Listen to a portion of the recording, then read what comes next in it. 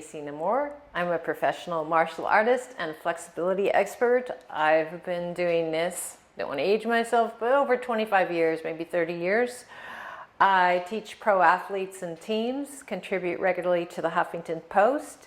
I was Victor Belfort Ultimate Fight Champions coach and coached to the Carlson Gracie team for 2 years.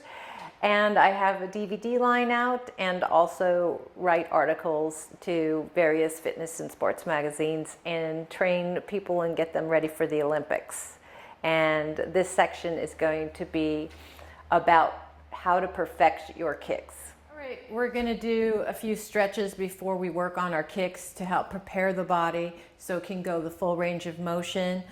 I talk about the stretching the calf a lot because that will help get into the hamstrings and low back. So we're going to do the downward dog. Have your feet shoulder width apart. Walk your hands out. Let your head drop so your neck has no tension. With your hands, push your tailbone to the ceiling and drive your heels into the ground. If your feet are up like that because your calves are tight, walk your feet in closer until you can put your heels down. Now to stretch the calf deeper, you're going to put one foot behind the other and press. And let's switch sides. Press that heel down. And now we're going to stretch the leg even more by lifting the leg up as high as you possibly can. And to stretch the hips out, you're going to take your foot and bring it to your bottom. So you're going to pull your foot to your bottom and put one hip bone right over the other and stretch out the hips and get the leg ready for kicking.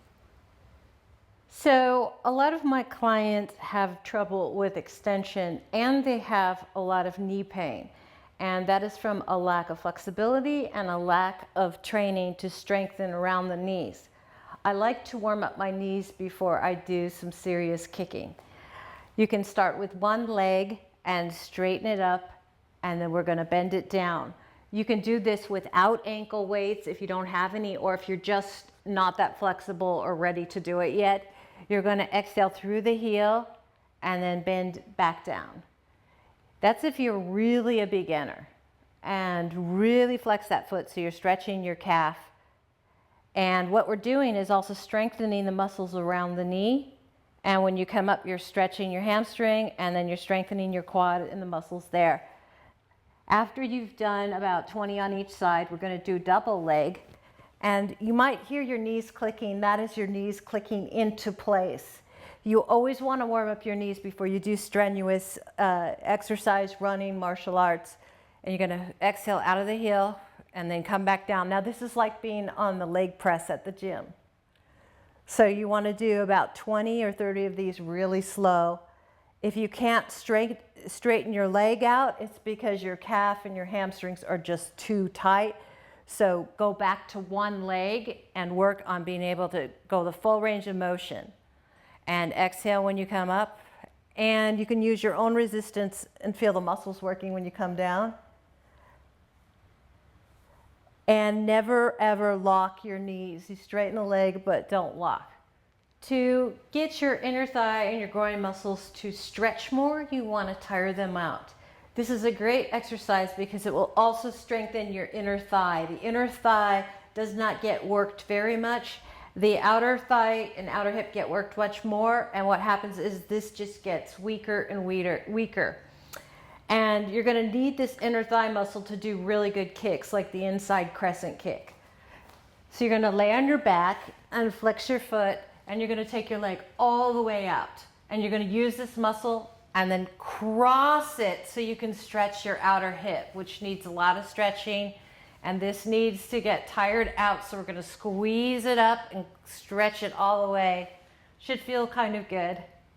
And you're going to exhale when you come up. Inhale when you go out. 4, let's do 10. 5, 6, 7, 8, 9, and 10. You can hold it here and get a nice extra stretch. And bring it back level and come down. Okay, now that we did some warm up to prepare the body to help you kick better with better technique and form, we're now going to do swinging motion to help you stretch the leg further. So once you're warmed up, you want to do swinging motion to increase your range of motion. And a key to having better kicks is to have your posture be really straight so the energy can flow good, and it will also help your balance. And you always exhale on the effort because breath is energy. So you're going to put your hands out just for drilling purposes and back straight, and you're going to exhale, and your goal is to kick behind your shoulder. And you do this by using your breath and with determination, really throw your leg up there if you are warmed up. Exhale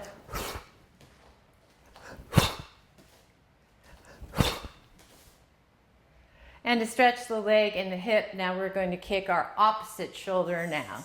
So really use your breath.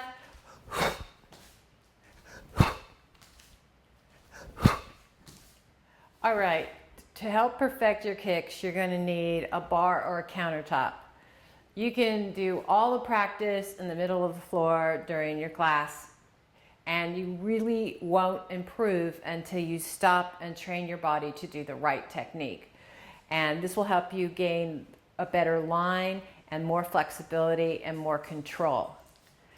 So you're going to stand at the bar and put one leg in front of the other, and you're going to pivot on the front leg, and when you bring your knee up, you're going to pivot at the same time. So keep your chest lifted, and you're going to pivot and bring your knee up, and make sure your foot is on your bottom. So that is step one. And then the final step is extending the kick out. So it's good to do about 10 on each side to perfect your roundhouse kick. So we're going to do it together. You're going to stand up straight, use your breath, and come back down. It's important to keep the chest lifted and to use your breath. So bring your knee up as high as you can and pivot. The higher you lift the knee, the higher the kick's going to be. And let's do one more together.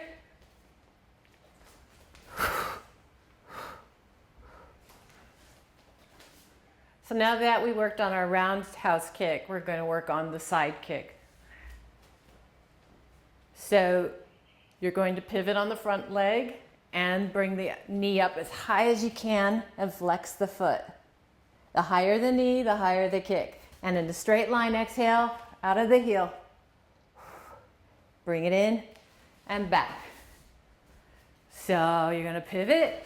1, 2, 3, 4. Again.